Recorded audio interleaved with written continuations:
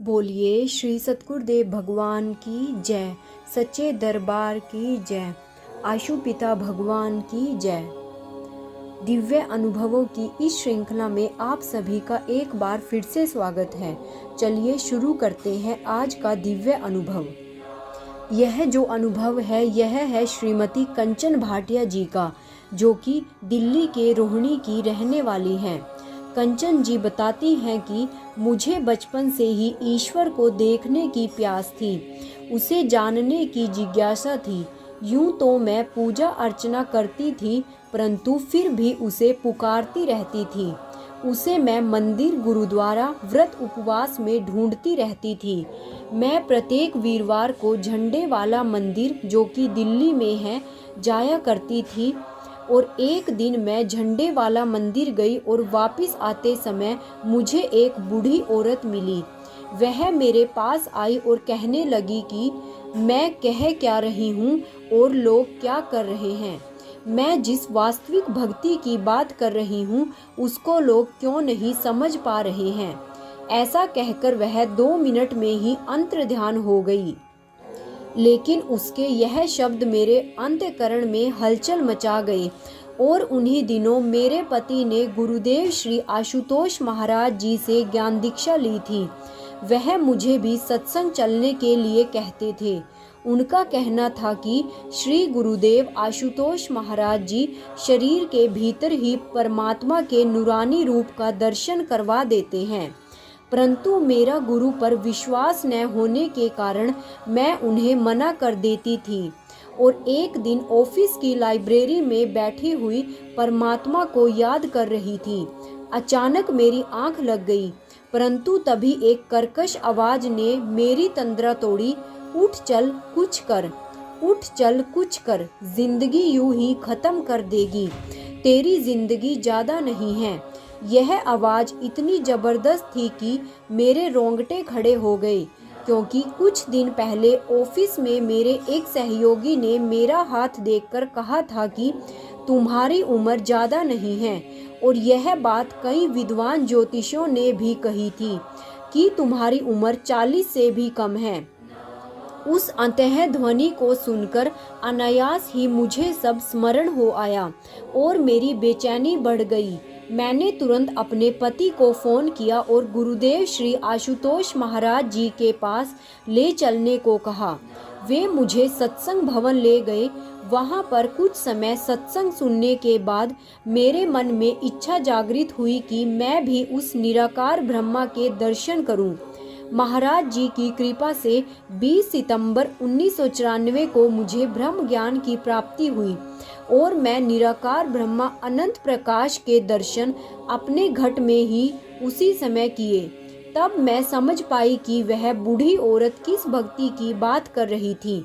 मुझे ज्ञान मिले जब करीब 1 साल हो गया तो एक रात करीब 11 बजे साधना करके सोने लगी। तभी मेरे अंतःकरण में सत्संग विचार उठने लगे और मैं उन्हें लिखने लगी।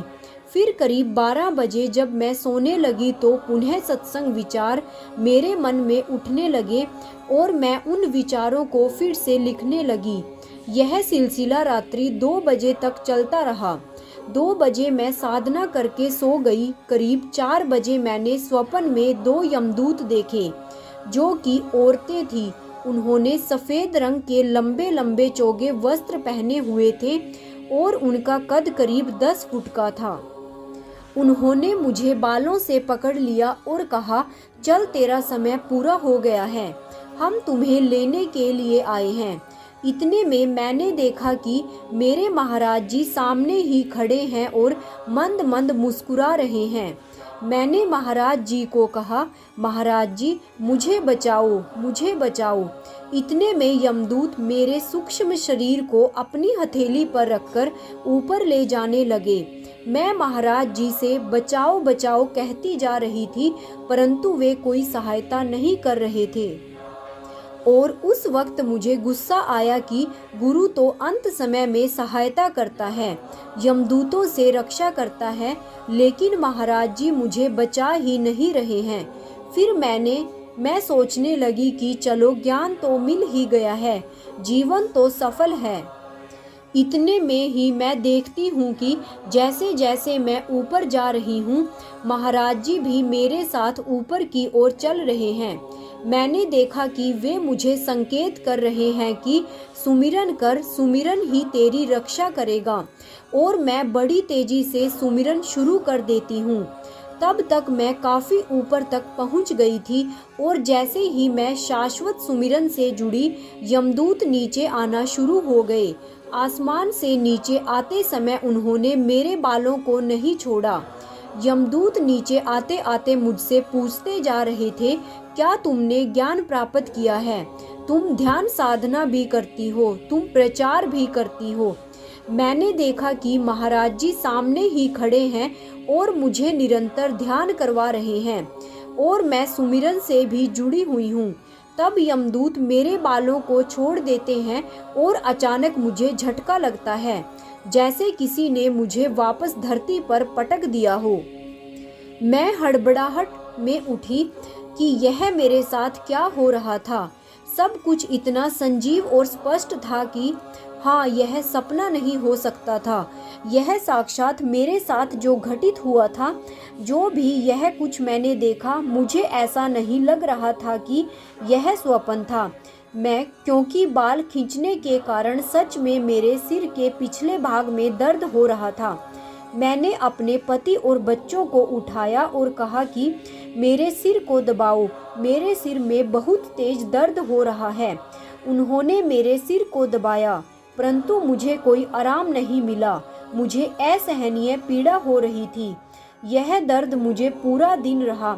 मैं ऑफिस भी गई, लेकिन दर्द पूरे दिन होता रहा। ऐसा लग रहा था मानो अभी भी किसी ने मेरे बालों को नोचा हुआ है। शाम के समय मैं महसूस करती हूँ कि जैसे महाराज जी ने अपने दोनों हाथों को मेरे सर पर रखते हैं और वह अपनी हथेलियों से मुझे धीरे धीरे सहला रहे हैं और मुझे आराम मिलना शुरू हो जाता है। ऐसा एहसास कि 2 हाथ सर को सहला रहे हैं। 10 दिनों तक रहा। इस तरह मेरे गुरुदेव ने पंडितों, विद्वानों की भविष्यवाणियों को बदल दिया, मुझे नई जिंदगी प्रदान की। उनका प्रमाण यही है कि यह सब मैं लिख रही हूँ।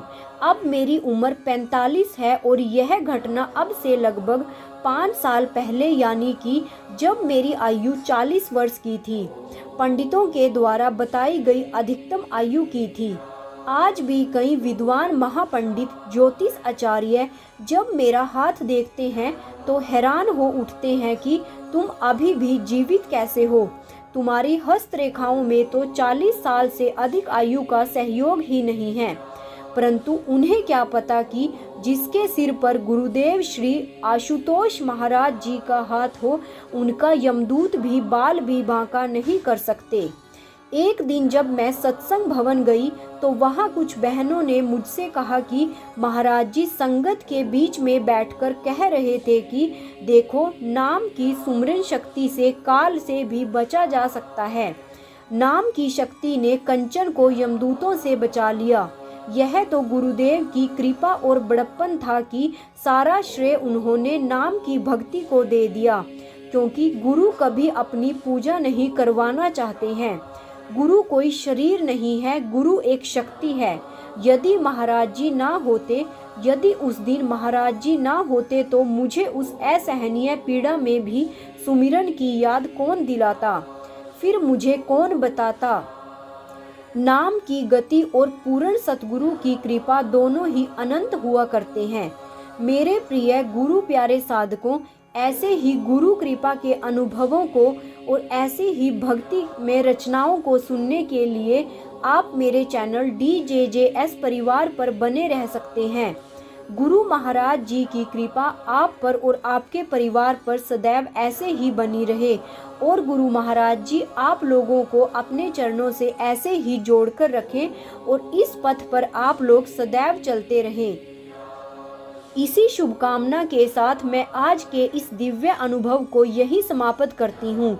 तो बोलिए श्री सतगुरुदेव भगवान की जय, सच्चे दरबार की जय, आशु पिता भगवान की जय।